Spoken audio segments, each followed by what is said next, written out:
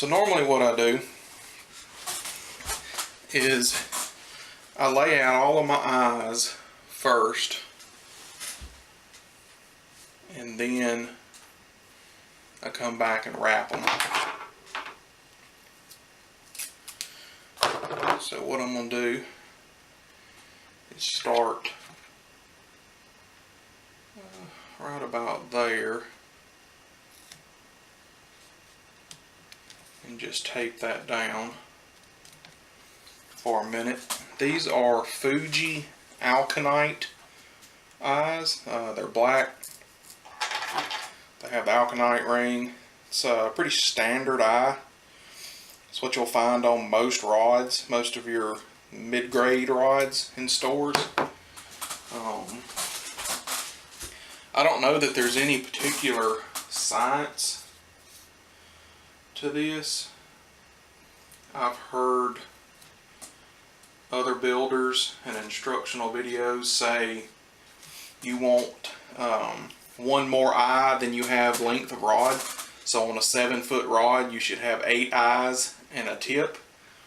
I found that is not always a good rule to follow, especially if you have a more limber rod, more like a medium action or medium power, light action rod. And a lot of people confuse action and power, but we'll go into that another day. But the softer the rod, the more action that the rod has, the more limber it is, the more that it bends. I find the more eyes that you need. So you may have 10 eyes on a 7-foot rod, just because the overall goal is that when your rod is bent and you're fighting a fish, you don't want your line to touch the blank anywhere along that parabolic curve. And in order for that to happen, to maintain that,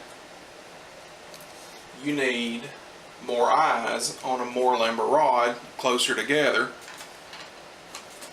to keep that from happening. Now this is a 7-foot rod, and I put 1, 2, 3, 4, 5, 6, 7, 8, 9 eyes on it, plus a tip, the last time that I built this one. So that's how many I'm going to put on it this time. I don't remember exactly where I put them. So there again, that's the reason for just kind of taping them on to begin with. Some people like to glue them on, but I find that's just kind of a waste of time and a waste of glue, because then if you have to move it, you have to heat it, break it off, reheat it, clean the glue, so forth and so on. So what I'm doing is just kind of spacing these out. I'm just eyeballing it. Like, I'm not measuring. I'm not. I don't have the blank marked. Sometimes I'll use other rods as a guide.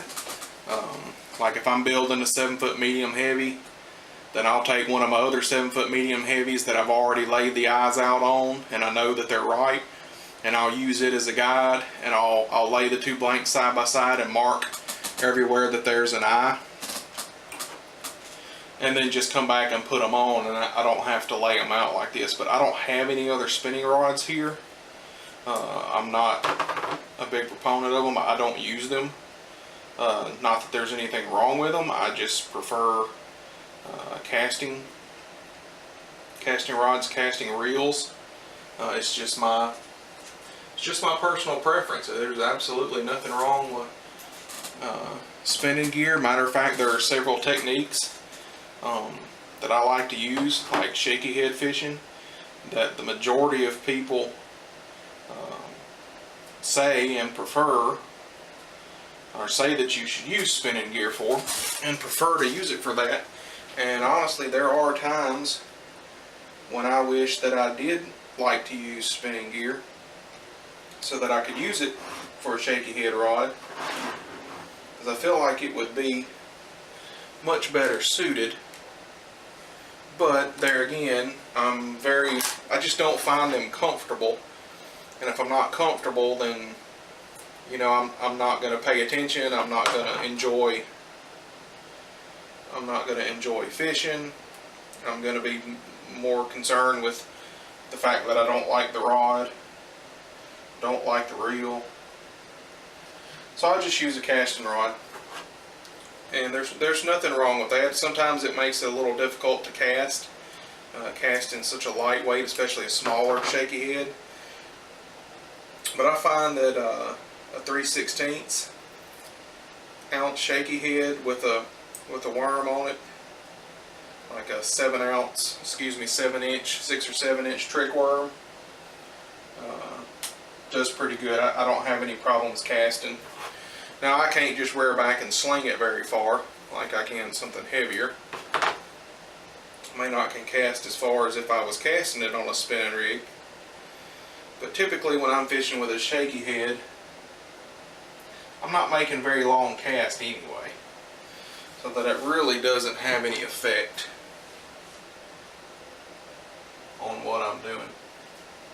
Alright, so let me get y'all here and show you what I've got. So here's my first eye and my second eye. Let me roll this over, maybe you can see it better. First eye, second eye, and you can see they step down as I go. Third, fourth, and then they start getting closer and closer together, because this is where the majority of your parabolic curve is going to take place, is in this last quarter of the rod. So I space my eyes a little bit closer together. They look good. I'm not going to test it. A lot of times I'll put a string through it and kind of pull the rod over just to make sure that the line isn't touching anywhere. But I've got these spaced out pretty even, based on the number that I used last time. I feel like the way I've got them spaced will be just fine. And after I get them all wrapped, I may test it and before I put any epoxy on them, and that way if for some reason one of them does need to be adjusted, it won't be that big of a deal. I can just cut the thread and reposition it. But anyway, I'm going to get started wrapping some of these. I'm not going to talk y'all through it because it's basically the same as wrapping that hook keeper. Maybe I'll do one, but there are plenty of videos out there for how to actually wrap your eyes, so I don't really want to bore you with that. So let's just get started wrapping them up. Alright, so let's talk about what I'm doing, because I know some of you are probably going to ask. These bigger eyes don't have that great of a taper on the end of them. So a lot of times what I do is I take my Dremel with a sanding disc, a little sanding barrel, and I taper the top of that eye down to a sharper point on the end down here. And what that does is it helps my thread to feed up the little ramp and onto the eye a lot smoother and a lot easier. Problem with that is it takes all the paint off. But these are going to be wrapped and then epoxied, so it's not going to matter that the paint's not there. It's not going to rust because it's going to be sealed under the epoxy. But I do like to kind of go back over them a little bit with a Sharpie, just so that they're not like glowing silver.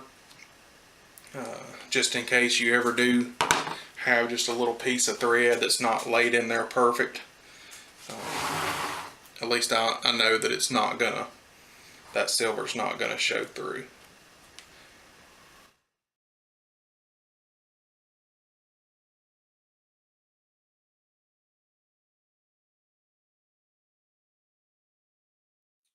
On my custom rods, I do some sort of trim ring on every eye.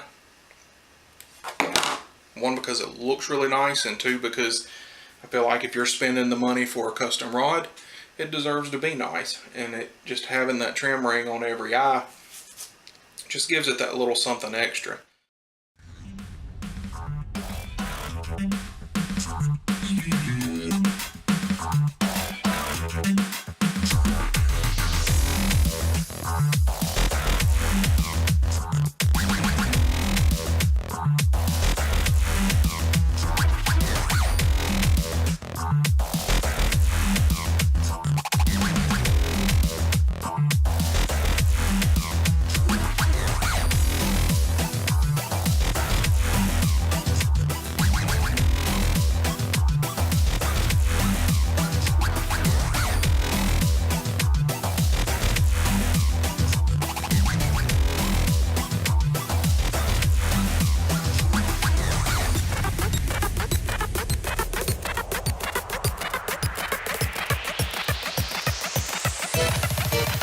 Boom. Punch.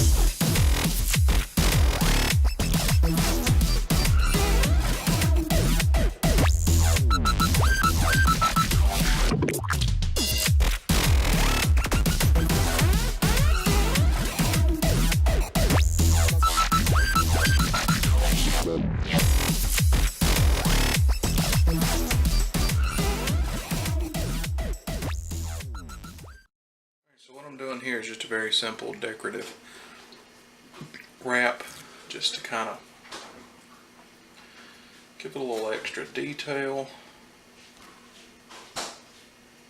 I'm not going to get real fancy since I did the nice olive branch down there at the end. Gone around 10 times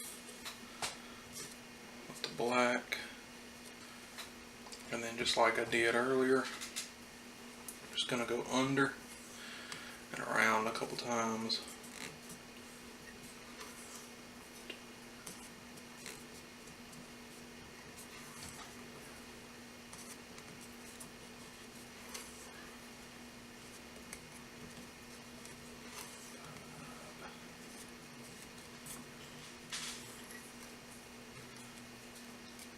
Come back under and tape it back down.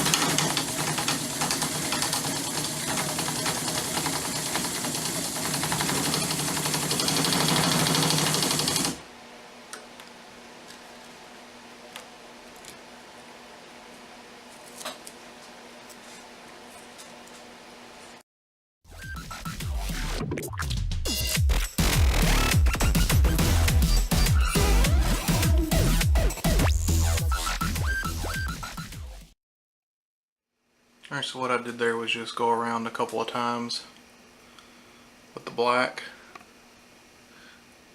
and then with the red, and then wrapped a whole long section of black, and then just repeated on the other end the same amount with the red and the black, and just get a little detail there. That'll be kind of to protect the blank from the head of his jigs when he's got it in his hook keeper.